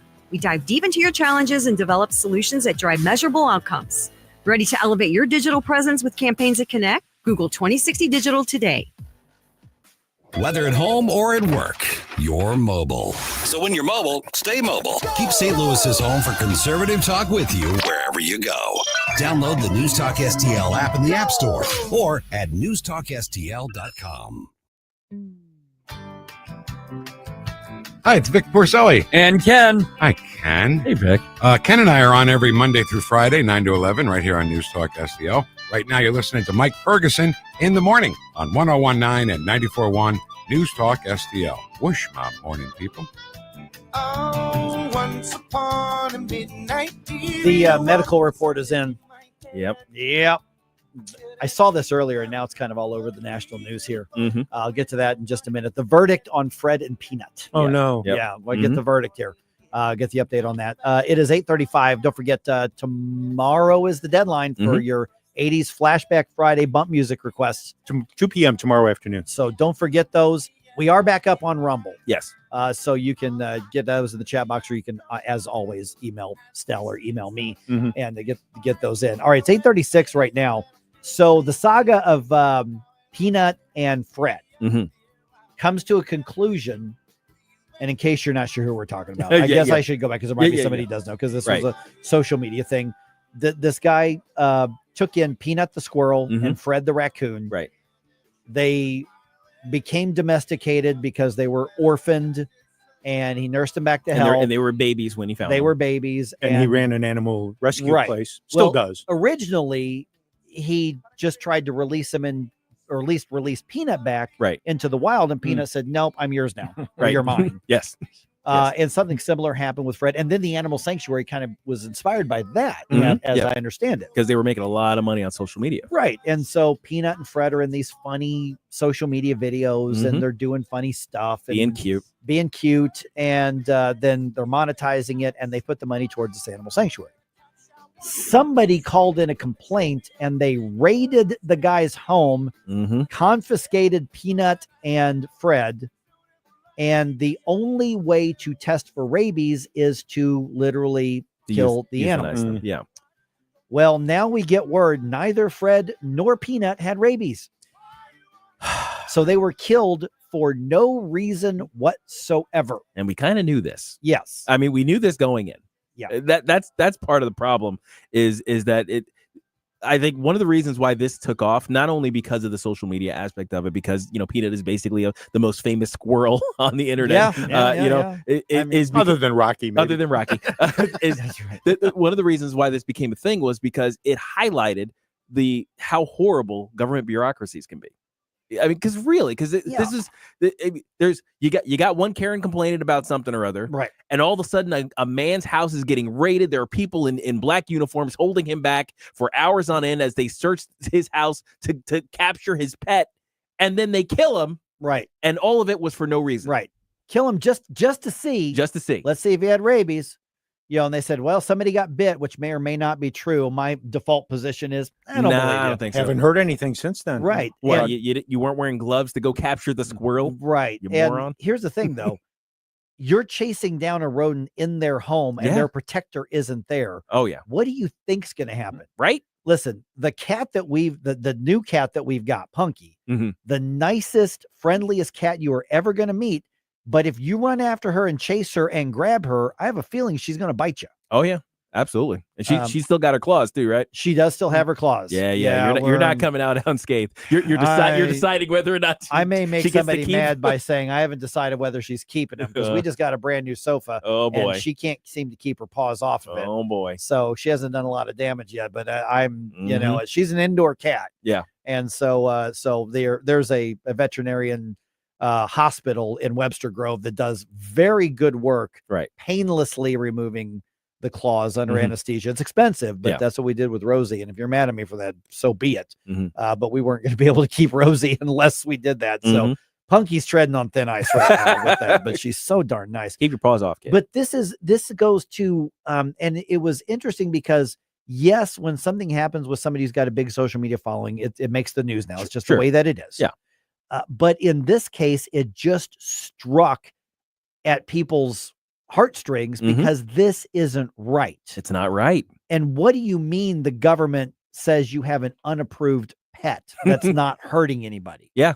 That you've had for 7 years. Right. Yeah. That it's not like they were hiding it. They were literally in front of millions of people every day. 500,000 followers. Right. Yeah. Which then moves on to other people, because I don't follow them, but I saw their videos all the time.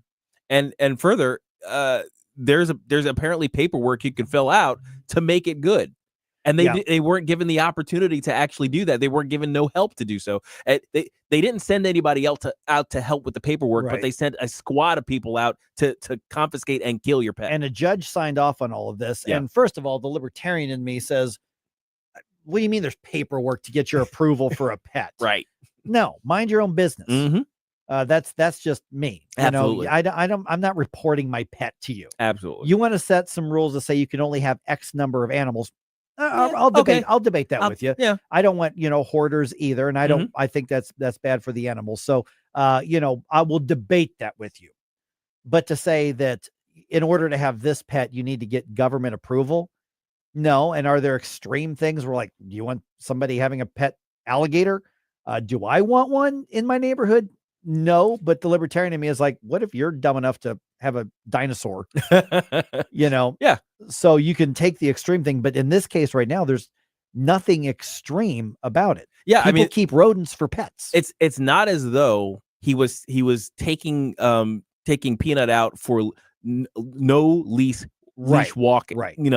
tours of the park. He wasn't doing any of that stuff. It's not as though, the guy who owns the alligator is like, all right, Rex, we're gonna go for, as in T. That's right. We're gonna go for a little stroll out here. God forbid a Chihuahua gets in the way. Right. No, that's not what we're talking We're about. going to the children's splash park. Or the golf course. Golf course. Yeah, exactly. We're not talking about that. We're just talking about people who keep animals in their own homes for their own enjoyment. Government, you have no power here. And so then what happens is they said, oh, yes, we do have power here. Yeah. And they literally raided a guy's home, kept him and his wife outside, said you can only go to the bathroom with a police escort. Yeah. Because somebody called in a complaint. They've got a squirrel and they probably don't have approval for it. It's crazy. And I think once people realize that, wait, the government can regulate stuff like it. The government can do this. It isn't so much that it was unjust what happened. Yeah. It's that it was unjust but legal. And I think that's what usually hits people when they realize that's actually what tyranny is. It's not so much just that, people doing bad things under the auspices of government. It's that people doing bad things under the auspices of government, and the government approves. Right. The law allows this. And that's the older I get, the more I think about these things, the more I write about these things, the more I read about these things. It used to be, I had a position of, we're a nation of laws. You follow the laws. If we don't like it, then we try to get the laws changed. But in the meantime, we comply with the laws. And that was this pretty standard conservative Republican position. Yeah. Even though I consider myself to be an independent. I don't necessarily believe it. There are laws I think are stupid and unjust, and I will not comply. Yes. End of story. Yes. We saw that in Illinois. They passed a law that is grossly unjust, grossly unconstitutional, grossly anti-Second Amendment, demanding that people who owned certain types of firearms go and proactively register with the government and put yourself on a list. Well, I'm at a point in my life now, if I still lived in Illinois, which is where I grew up, the answer would be, I'm not complying. I'm not going to comply with that law. And then a judge now has struck it down saying that law is unconstitutional. Now Right. it's going to be appealed. We'll see what happens on it. But in this case right here with Peanut the squirrel, I think one of the reasons it struck a chord so much is exactly what you said, is that what do you mean the system allows the government to do this? And so there's a lot of people out there saying, well, didn't like it and shouldn't have an unregistered pet. Oh, gosh. No. No. That's not how that works. No. And also, every officer who participated in the raid. Oh, gosh. Yeah. Okay, let's talk about that person. Well, Yeah. just following orders. Yeah. And no, I'm not going to the brown No, shirt. no. I can't stand that when our side. It's not automatically It's Nazi not. stuff, It's but- not an automatic leap to Right. the gas chambers and stuff. So let's not do that. But everyone did nobody say, really? What are we doing here? Yeah. We're going to go get a squirrel. Right. This is what. Wait a minute. What? Yeah. And the thing is, it's while in a lot of ways, some people kind of regard it as like, well, you know what? A lot of us have things that at work that we find stupid and we just do it anyway, because that's what you're supposed to do as work, is doing the thing. But I think there's a different level of responsibility if in the course of your job, you carry a firearm.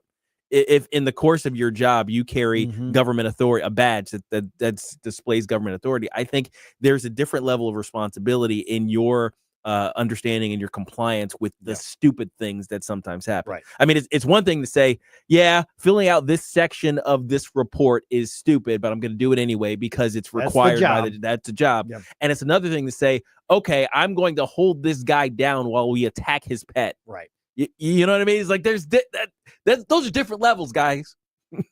Yeah, and unfortunately, going back to the system that we talked about earlier. Oh yeah, there's Justice Sparks. It could be something very much like, you know what? If I just don't get fired for another 18 months, I get my pension, or I get guaranteed that raise, or I get that extra PTO.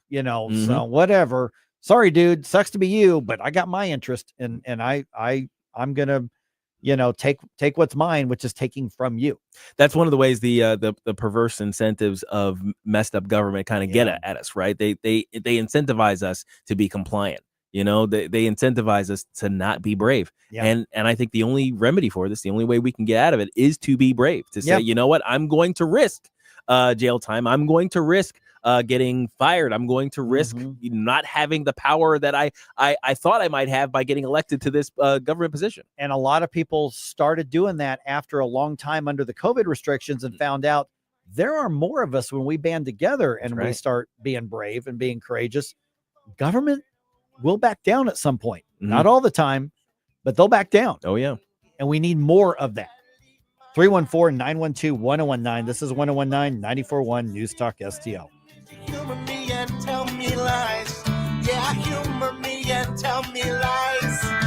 And I'll lie to say I don't mind. As we see, so shall we find. And when it's feeling over. Like and subscribe to us on Rumble. News Talk STL. Mike Ferguson in the morning.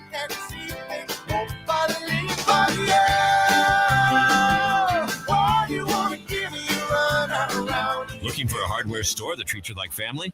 Welcome to True Value Schneider's Hardware, your local gem in Old Town St. Peters. For over 100 years, we're proudly serve you St. Charles County, providing everything from lawn and garden supplies to plumbing and electrical. Need a bolt or fastener? We've got you covered. And don't forget, we're a steel dealership. Whether you need sales, parts, or service, ask for Charlie or Jerry when you come in. We're here to help. Call 636-278-4461 or visit us online at truevalue.com/Schneiders. Jewels on Hampton and St. Louis Hills is paying some of the highest prices on gold, silver, diamonds, semi-precious colored stones, coins, flatware, and fine watches on site. Jewels on Hampton is a premier jeweler featuring Alvanza's jewel art designs with an exquisite selection of diamonds, semi-precious stone jewelry, and vintage watches. Their expert design team can restyle your jewelry to today's contemporary style. They also do jewelry and watch repair. Need extra cash? Jewels on Hampton is paying some of the highest prices on gold, silver, diamonds, semi-precious colored stones, coins, flatware, and fine watches. Bring in your collectibles and clocks and sports memorabilia and figurines too. Jewels on Hampton, 4506 Hampton, just 3 blocks south of Chippewa, and jewelsonhampton.com. Call them at 314-752-5000, 314-752-5000, and jewelsonhampton.com. Jewels on Hampton. Sundays at 5 on News Talk STL. All your hard-earned tax dollars and mine are going to fund illegal aliens who come across the border penniless, jobless, skillless, and they're given a cell phone, an identity, and a cash stipend every month. Mark McCloskey on fire. That beats your Social Security income if you should have the good nature to work your ass off your whole life and retire. Mark McCloskey on fire. Sundays at 5 on News Talk STL. Brought to you in part by Modern Weapon Systems in Fenton. On the next, Larry Connors, USA. Trump continues to name cabinet members, and of course, he's got the Senate in hand. They will sail through confirmation. Larry Connors, USA. Now, weeknights 6 until 8 on News Talk STL.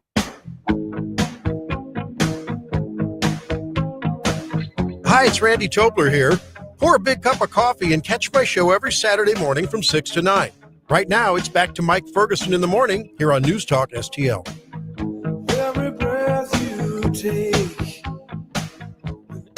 All right, a couple things to keep in mind and look for in the headlines right now. By the way, this song got sampled for Puff Daddy's most famous song.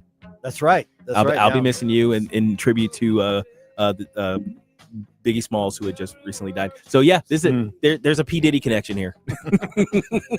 I'm just saying. 6 degrees from P. Diddy. 6 degrees from P. Diddy.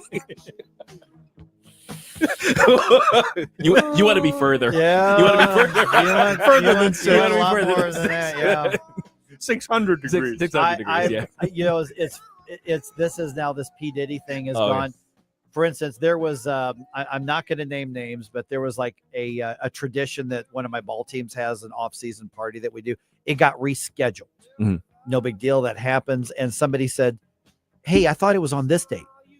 And one of the smart alecks in our thing said, "Well, that conflicted with the host. That conflicted with his P. Diddy freak off party, or freak out party, whatever it's called. So we had to move it."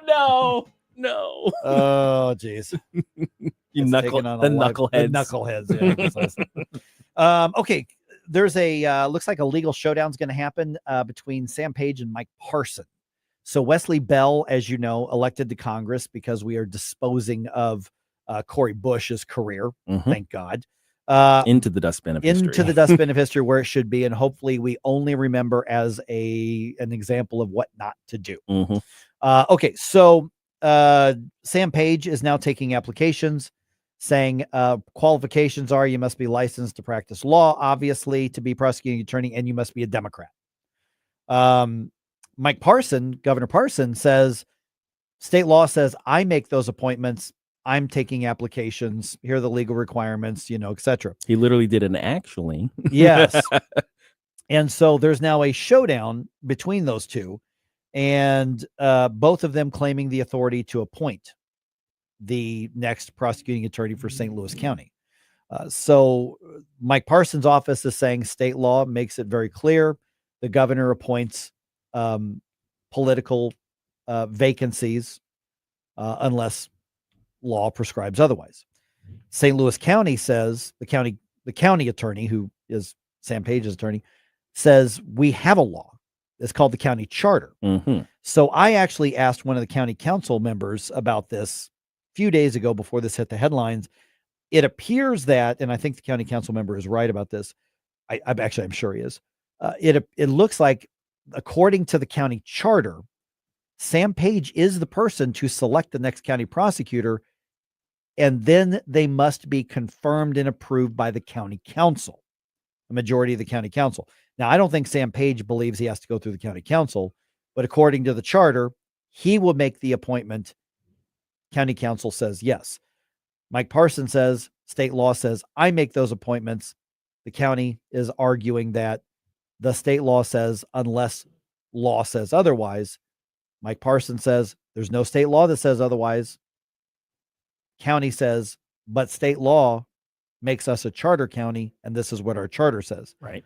I'm not an attorney, but it seems to me, and how rare are you going to hear me say these words? Oh, no. I actually think Sam Page is closer to being right than Governor Parson is. Yeah, I think so too. And I would much rather have a Mike Parson pick than a Sam Page pick. Obviously. But I think that on this particular case, I think the county's right. Yeah, I think the law is on Sam Page's side, sadly. But this is going to ultimately be decided by a judge, I imagine. Yeah, it's going to go to court. Neither side has any indication they're going to back down on it, right? So they need to find a way to get it in front of a judge as soon as possible if it's going to go there, because what you don't want are two different entities making appointments and two people show up at the office. My office, no, my office, no, my office, no, my office. Oh, no. You want to take this. And also in the headlines is St. Charles County and most likely St. Louis County probably going to appeal a court ruling that says, no, you cannot double tax the marijuana. Oh, no. Because immediately after the recreational marijuana legalization happened through referendum and constitutional amendment, there was a lot of ambiguity because it allows local governments to put that 3% sales tax on, which was a carrot they dangled in front of it. And so cities all over the place did it. And so did counties. And there was a lawsuit saying, wait a minute, it can't be both. Right. Well, originally a judge ruled, yes, it can.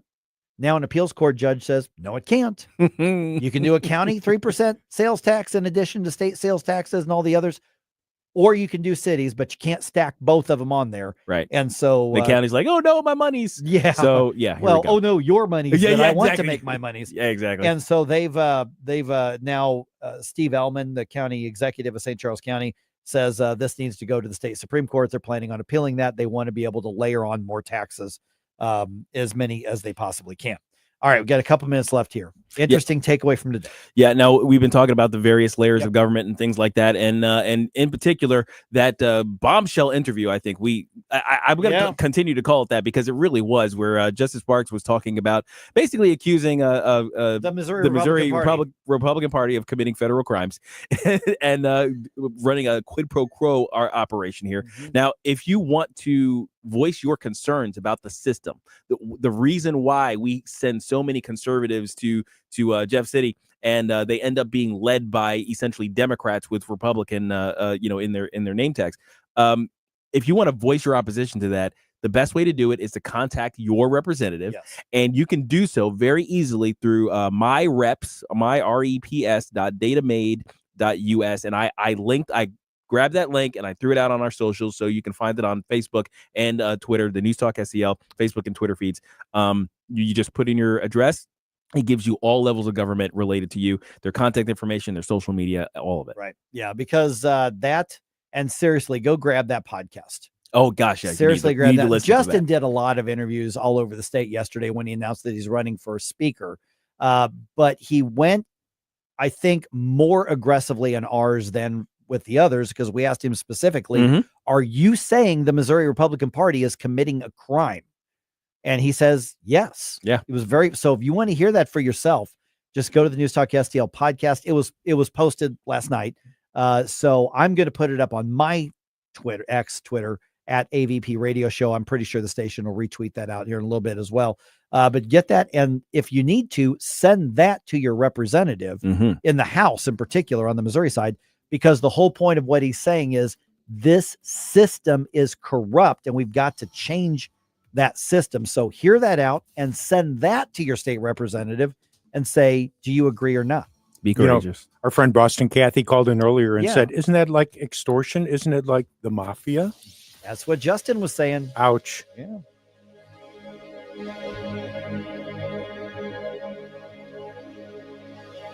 Hi, Chris Arps here. Join me and the team at Royal Banks of Missouri for their annual Economic Forecast Breakfast. The event takes place on Tuesday, November 19th at the Factory in the District in the Chesterfield Valley. You'll hear from their experts and get a better understanding of what to expect from the U.S. economy in 2025 and beyond. Doors open at 7:30 a.m. and the program starts at 8 a.m. Attendance is free, but you do need to reserve a spot. You can RSVP by sending an email to emails@royalbanksnet.com or by calling 314-212-1545. Don't miss this year's Moolah Festival of Trees with over 40 gorgeous trees and gifts all decked out to knock you out. Your family won't believe the fabulous gifts, decorated trees, and you can win the tree and all the gifts for just $1. November 23rd to November 30th at the fabulous Moolah Shrine. Meet Santa, get your photo taken, and while you're there, visit the Kris Kringle Cafe for some sweet treats and wonderful food. Trees and gifts valued from $500 to over $10,000. The Festival of Trees at the Moolah Shrine.